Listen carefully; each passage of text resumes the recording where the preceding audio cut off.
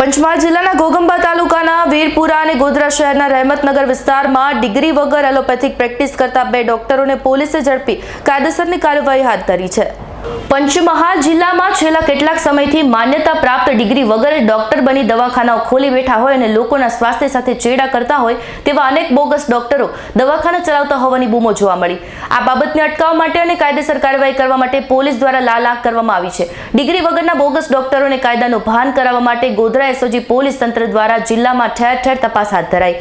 Degree વગર એલોપેથીની practice કરતા ઘોઘંબા તાલુકાના વીરાપુરા ગામેથી રમજાની સુલેમાન બિદાની અને ગોધરા શહેરના રહેમતનગર વિસ્તારમાંથી ઉમર ફારૂક યુસુફ વાઢેલને એલોપેથી દવાઓના જથ્થા સાથે એસઓજી પોલીસ દ્વારા ઝડપીને આગળની કાયદેસરની કાર્યવાહી હાથ ધરી છે।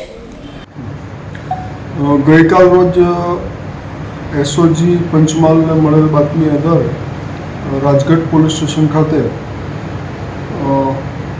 ડૉક્ટર ઉજ્જવલ જ્યોતિન્દ્ર પાઠક રણજીતનગર પીએચસી સેન્ટરને સાથે રાખીને તપાસ કરતા આરોપી રમઝાની સુલેમાન બિદાની કોઈપણ મેડિકલ પ્રેક્ટિશનર એક્ટની જરૂરી રજિસ્ટ્રેશન અને ડિગ્રી વગર પ્રેક્ટિસ કરતા ઝડપાઈ આવેલા અને તેઓ વિરુદ્ધ મેડિકલ પ્રેક્ટિશનર એક્ટ 1963ની કલમ 30 મુજબ રાજગઢ પોલીસ સ્ટેશન ગુનો રજીસ્ટર કરવામાં આવેલ છે।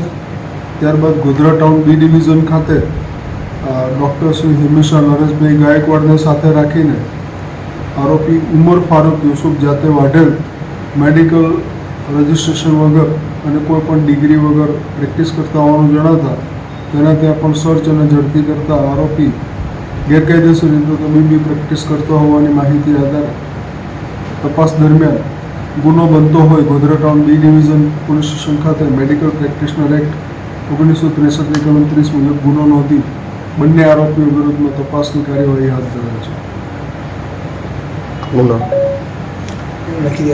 फिरदौस डेसली S9 न्यूज़ पंचमहाल।